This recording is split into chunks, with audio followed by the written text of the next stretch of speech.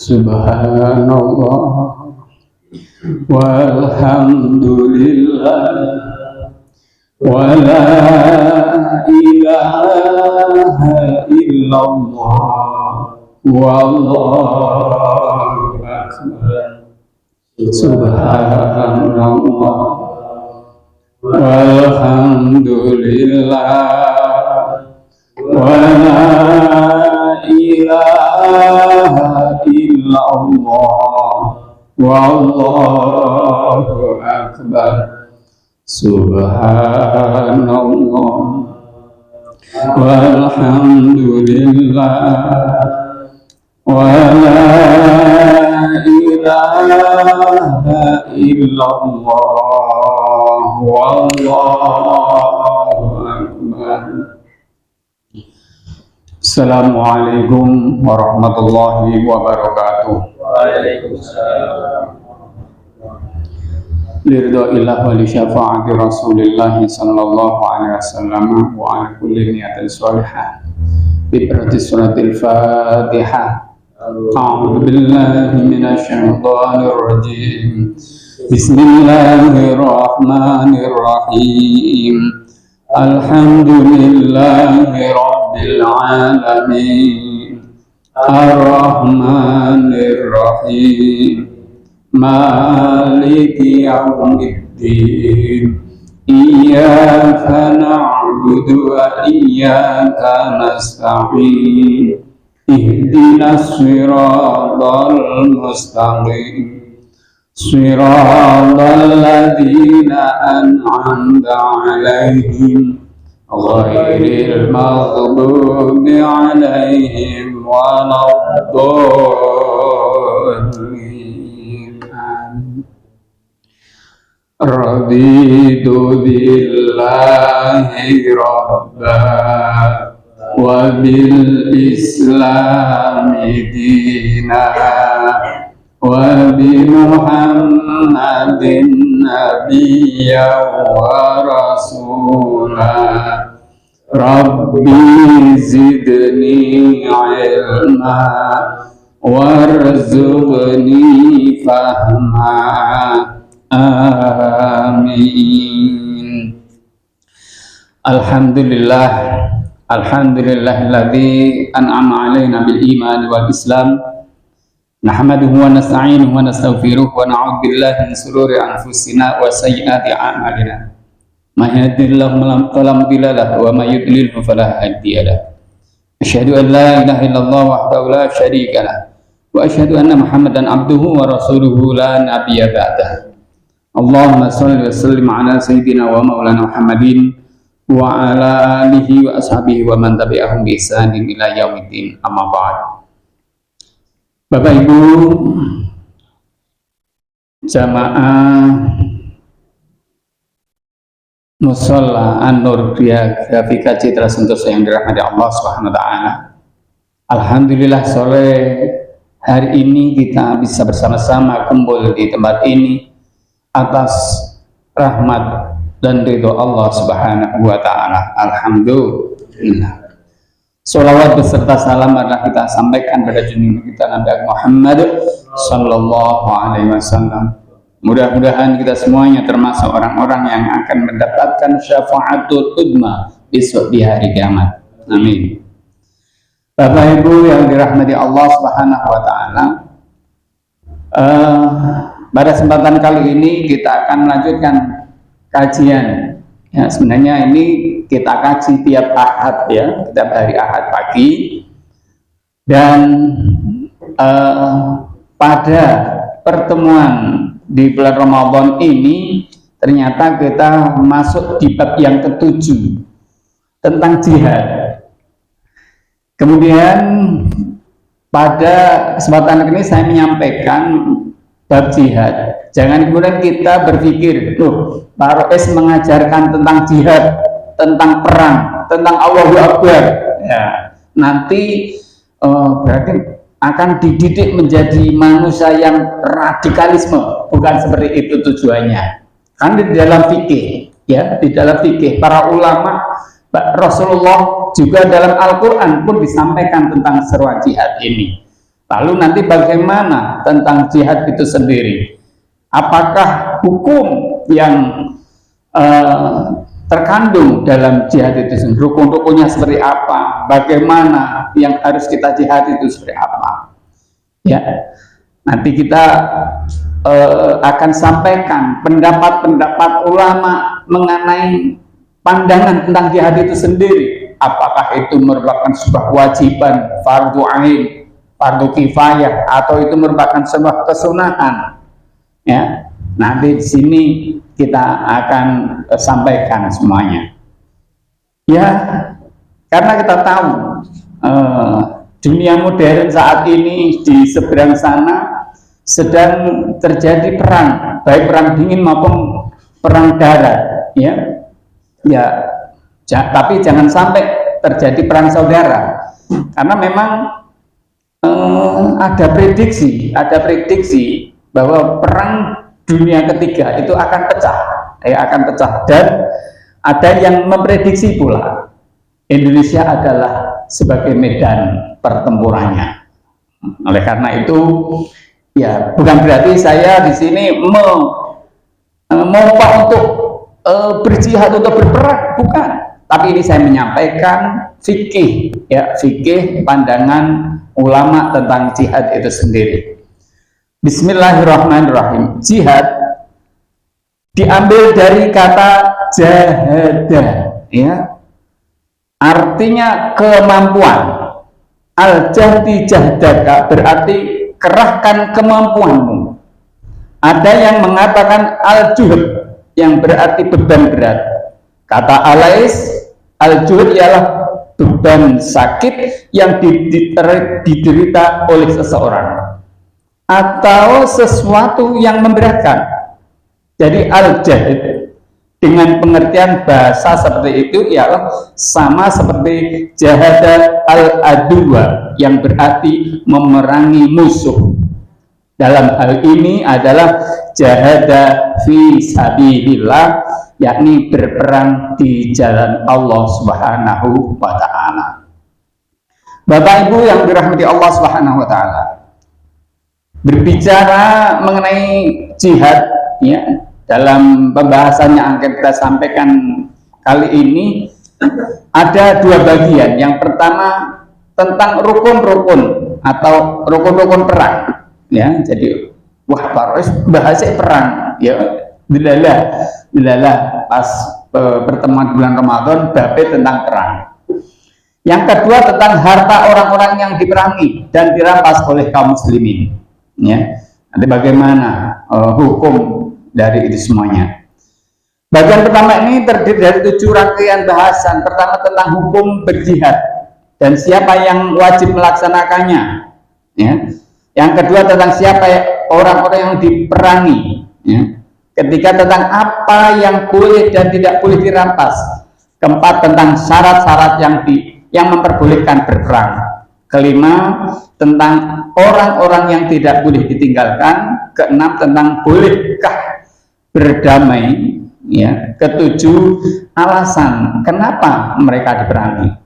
Bapak Ibu yang dirahmati Allah Subhanahu wa ta'ala, tentang hukum berjihad, para ulama sepakat bahwa hukum berjihad fardu kifayah. Fardu kifayah itu ketika sebagian sudah ada yang melaksanakan, maka yang lain sudah tergugurkan kewajibannya. Contoh, Bapak Ibu untuk merawat jenazah, ketika sudah ada yang memandikan, maka kewajiban yang lain sudah tergugurkan. Tapi ketika ada jenazah, ada mayat di kampung itu, tidak ada yang mau memandikan, tidak ada yang mau mengkafankan, tidak ada yang menguburkan, maka seluruh kampung tersebut mendapatkan dosa. Itulah yang namanya fardu kifayah. Dan perang ini atau jihad ini bukan fardu ain, tapi ada pendapat dari Abdullah Al-Hasan bahwa hukumnya sunnah. Dan yang digunakan oleh mayoritas ulama bahwa hukum berjihad itu fardu, ya. Ya, fardu di sini tadi ada fardu kifayah. Firman Allah Subhanahu wa taala dalam surat Al-Baqarah ayat 216. A'udzubillahi minasyaitonir rajim. Bismillahirrahmanirrahim. Kutiba 'alaikumul qitalu wa huwa kurhul lakum wa asa an takrahu syai'an wa huwa khairul lakum wa asa an tuhibbu syai'an wa huwa syarrul lakum wallahu ya'lamu wa antum la ta'lamun. Diwajibkan atas kamu berperang meskipun berperang itu ada sesuatu yang kamu benci. Boleh jadi kamu membenci sesuatu padahal ia amat baik bagimu, dan boleh jadi kamu menyukai sesuatu padahal ia amat buruk bagimu. Allah mengetahui sedang kamu tidak mengetahui. Kemudian dalil yang menunjukkan bahwa berjihad adalah fardu kifayah, yakni kewajiban menjadi gugur jika ada sebagian orang Islam yang telah melakukannya. Dalam surat At-Taubah ayat 122, Allah Subhanahu wa taala berfirman, "Wa ma kana al-mu'minuna liyanfiru kaffah, falaula nafara min kulli firqatin minhum ta'ifatun liyatafaqahu fid din wa liyunziru qaumahum idza raja'u ilaihim la'allahum yahdharun." Tidak sepatutnya bagi mukminin itu pergi semuanya ke medan perang. Mengapa tidak pergi dari tiap-tiap golongan di antara mereka beberapa orang untuk memperdalam pengetahuan tentang agama dan untuk memberi peringatan kepada kaumnya apabila mereka telah kembali kepadanya, supaya mereka itu dapat menjaga dirinya. Dalam surat An-Nisa ayat 95, wa kullu wa'adallahu al-husna, kepada masing-masing mereka Allah menjanjikan pahala surga. Setiap kali berangkat perang, pasti ada beberapa sahabat yang ditinggalkan oleh Rasulullah SAW, sehingga tidak ikut berangkat.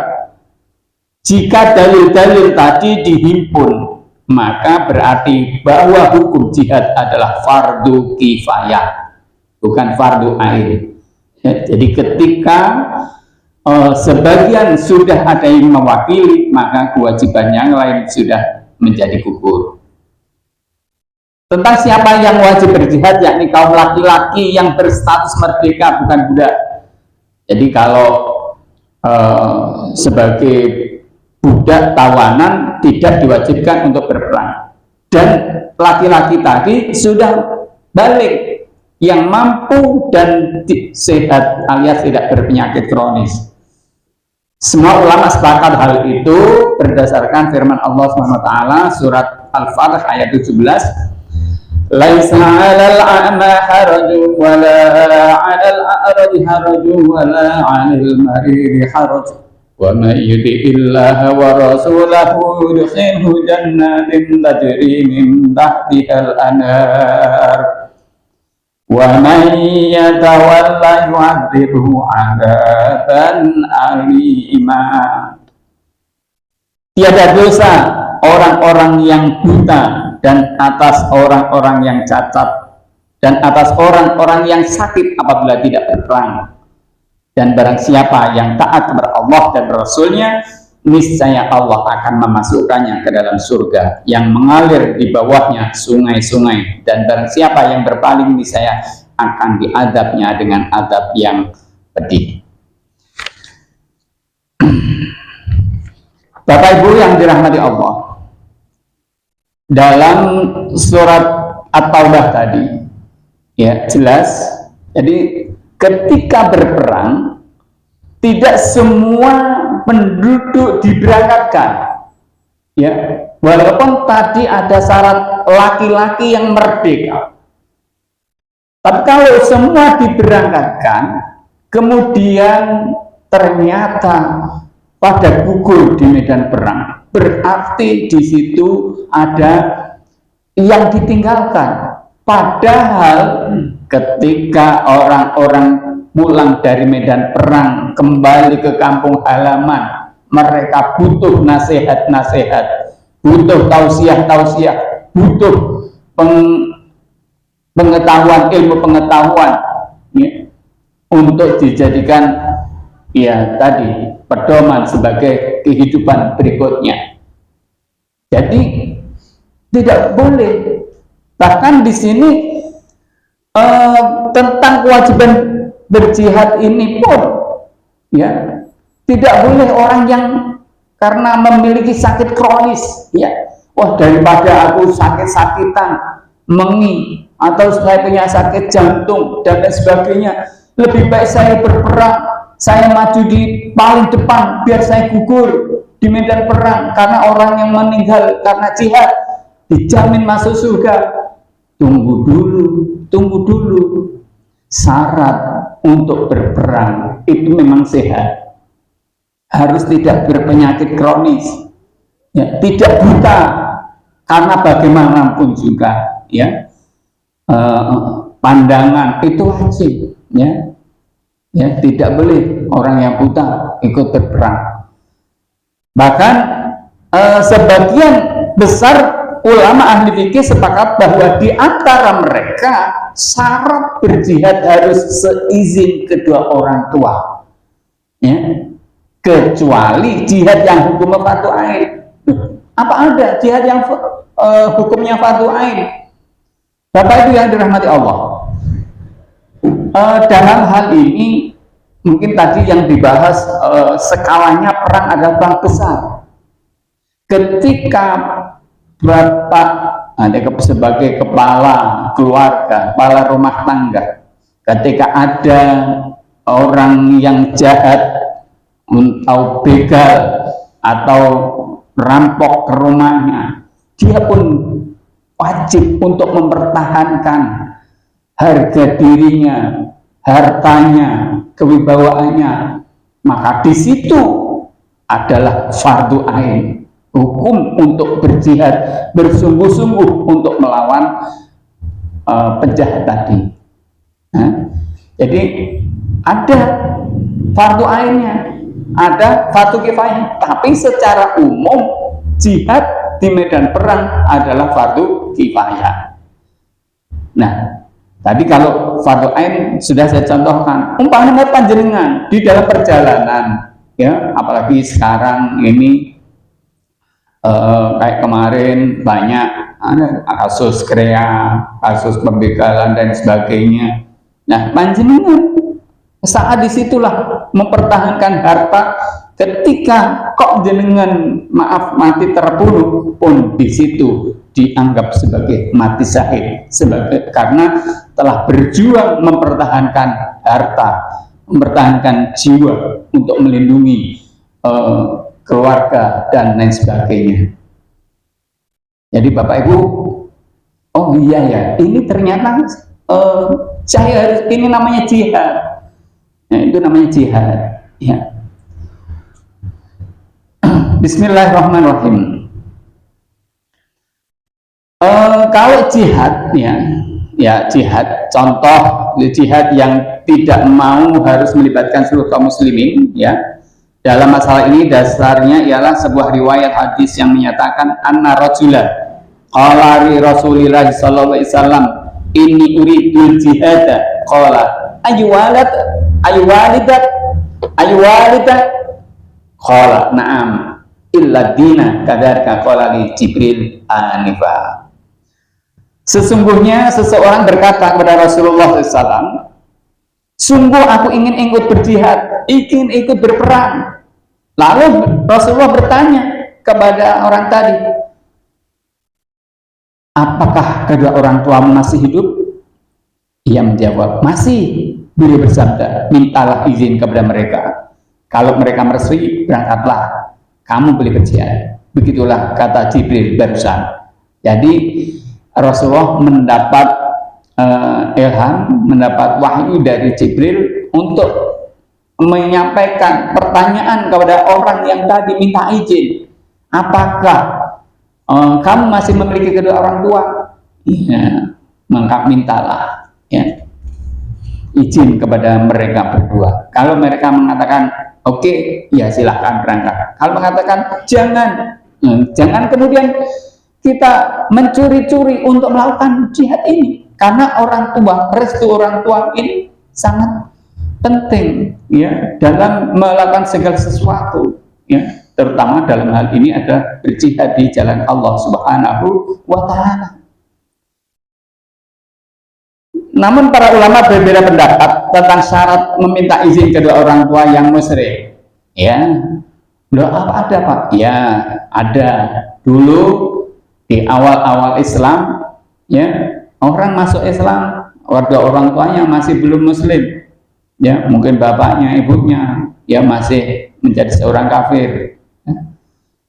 Juga tentang syarat minta izin dari orang tua yang punya piutang, karena ada hadis yang menyatakan seseorang bertanya pada Rasulullah SAW, apakah Allah berkenan mengampuni dosa-dosaku jika aku nanti mati di medan perang dalam keadaan sabar dan mencari pahala pada jalan Allah?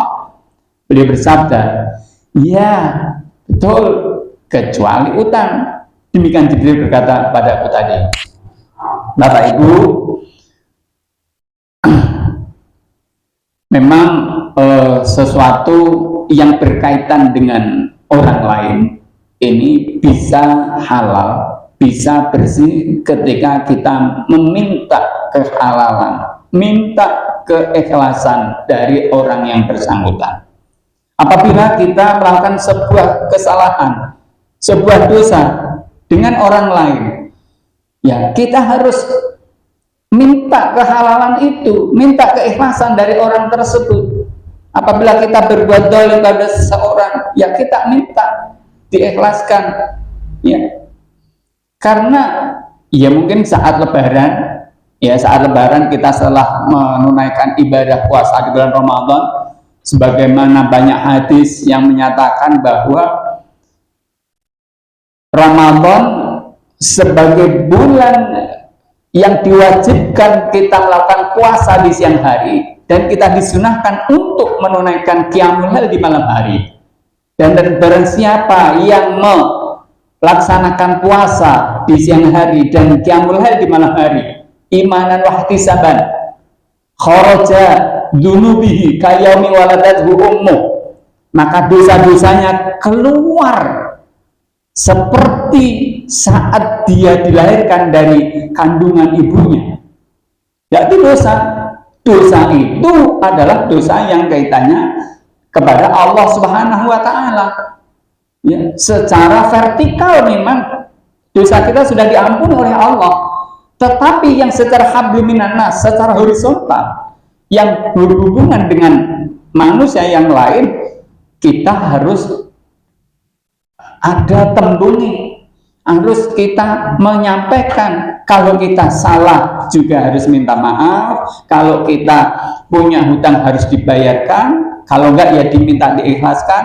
Contoh lagi, kalau ini mungkin sangat jarang dilakukan, ya. Bagaimana orang tua dari Imam Syafi'i kisahnya, ya, saat mereka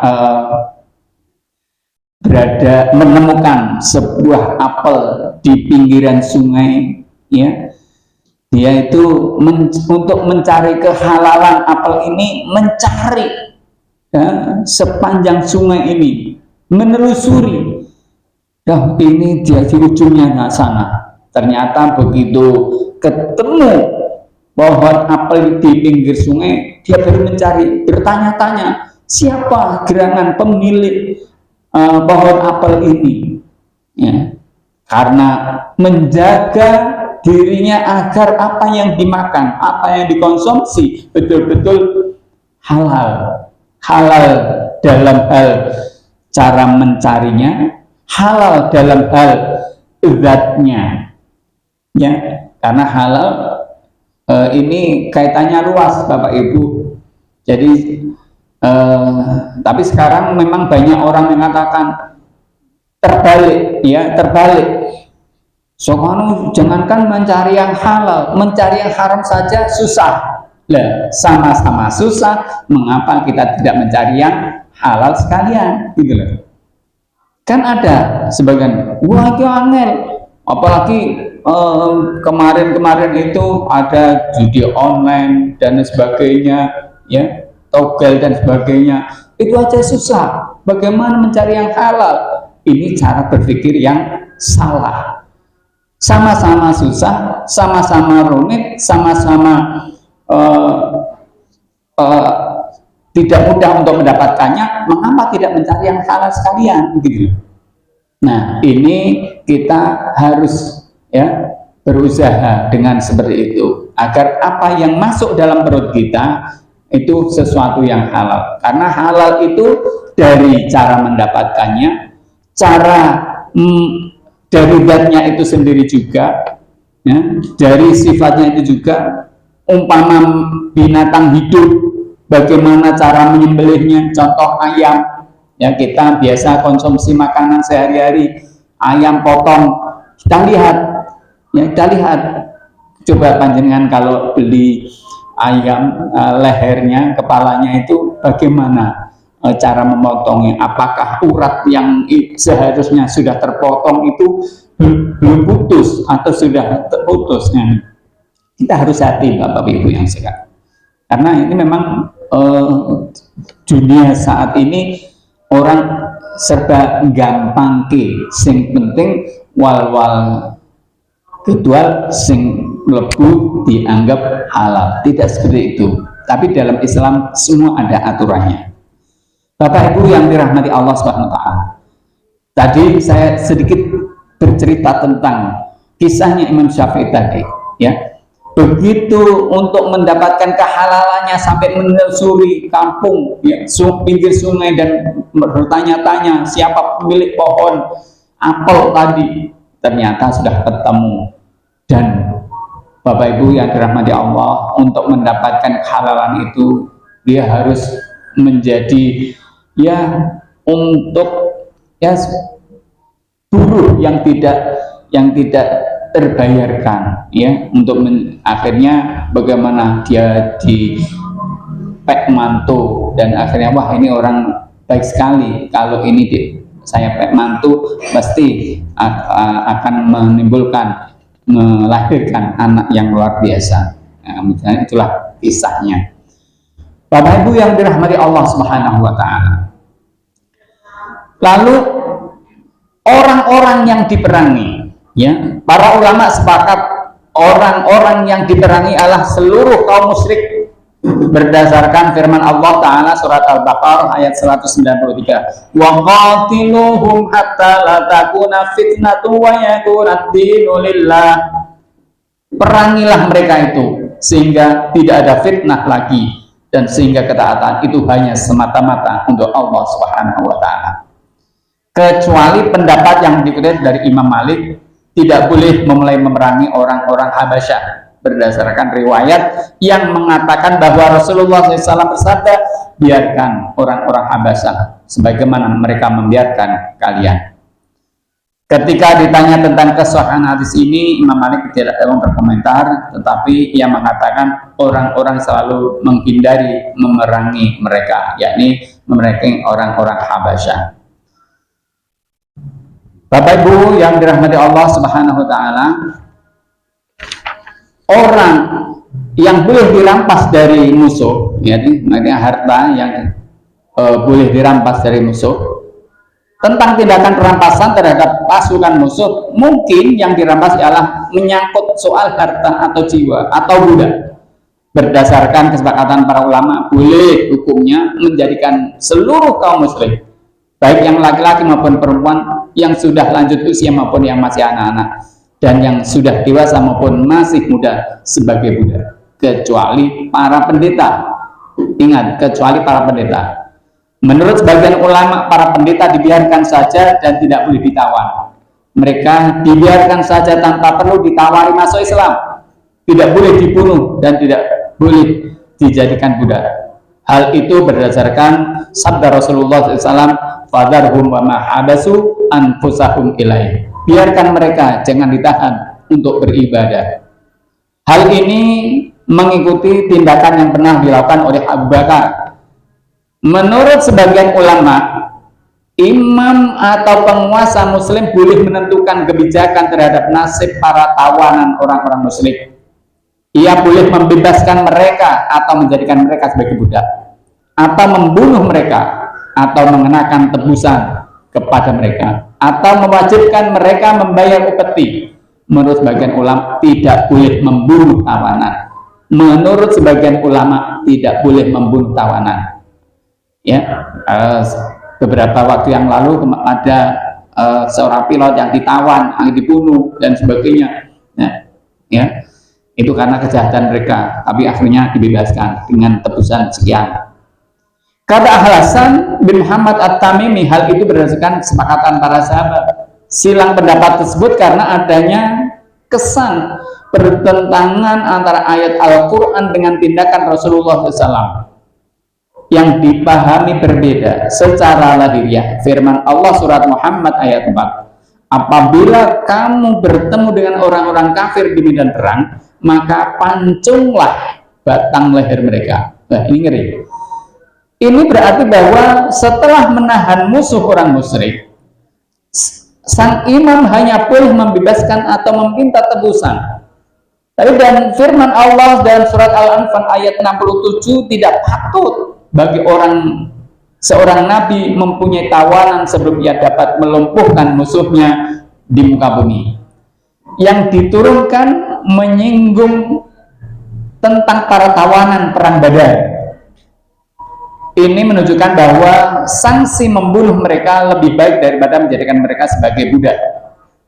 Dalam beberapa kali pertempuran, Rasulullah SAW membunuh tawanan, membebaskan mereka dan menjadikan budak kaum wanita serta anak-anak. Abu Baid menuturkan bahwa Nabi SAW tidak pernah menjadikan orang-orang di status merdeka dari orang Arab sebagai budak. Sepeninggal beliau, para sahabat sepakat untuk menjadikan orang-orang ahli kitab, baik yang laki-laki maupun perempuan, sebagai budak. Jadi Bapak Ibu yang dirahmati Allah SWT, ada syarat-syarat. Apakah orang ini sebelumnya itu menjadi pendeta atau orang biasa, atau orang ini dari golongan Arab atau tidak. Maka ketika orang itu keturunan Arab, maka dia tidak dijadikan budak. Ya, hanya dari luar orang-orang yang diberikan. Tapi sekarang perbudakan itu sudah tidak ada, ya, perbudakan itu sudah tidak ada. Lalu bagaimana, Pak? Jenengan membahas tentang jihad, tentang perang, tentang harta rampasan, tapi sekarang namanya budak kok sudah nggak ada. Alhamdulillah, dulu yang maghrib. Ya, ini sebagai pengetahuan. Mudah-mudahan pertemuan akan datang kita lanjutkan tentang tawanan perang ini, ya. Kita akhiri dengan wal asri dan doa kafaratul majlis, dan kita lanjutkan dengan doa iftar. Bismillahirrahmanirrahim. Wal asri innal insana lafi khusrin illal ladzina amanu wa amilus solihati wa tawassaw bil haqqi wa tawassaw bis sabr. Subhanakallahumma wa bihamdika asyhadu an la ilaha illa anta astaghfiruka wa atubu ilaik. Bismillahirrahmanirrahim. Allahumma laka sumtu wa bika amantu wa ala rizqika aftartu bi rahmatika ya arhamar rahimin. Walhamdulillahirabbil alamin. Mohon maaf. Wa assalamualaikum warahmatullahi wabarakatuh.